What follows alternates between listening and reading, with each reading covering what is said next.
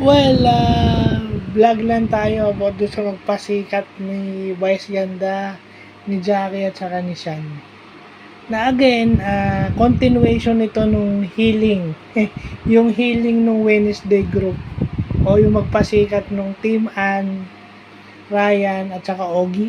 Okay? Kung yun ang tema nung Wednesday group, yung healing, etong Friday, itong Thursday, itong Wednesday is healing. Nung Thursday, tinuloy yon, ginawang realistic. Okay? Kasi may mga taong humihingi ng tawad. Pero hindi naman siniseryoso. Okay? Have you ever heard or hear Billy Crawford crack jokes after nilang mag-reconcile ni Vice? Hindi. May narinig ka ba na may lumabas ba sa social media o may mga videos bang nagbibiruan sila? Hindi. Nandun sila sa isang lugar sa Showtime Studio na magkakasama ata silang kumakain and then nag-group photo sila. Walang jokes na lumabas.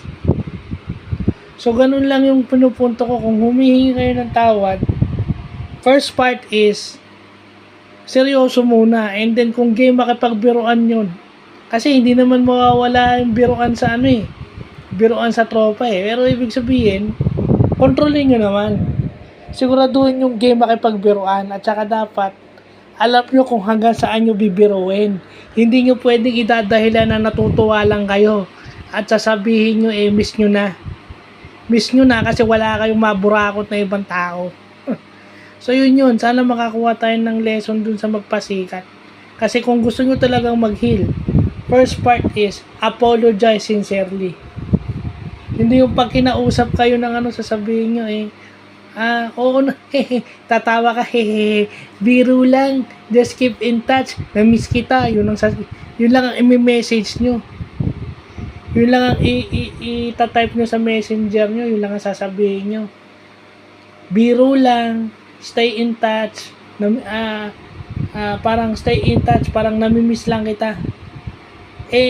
Seryoso yung tanong ko, wala naman ako sa mood para makipagbiruan sa'yo di ba? Maraming tao na linaw-linaw ng tanong ko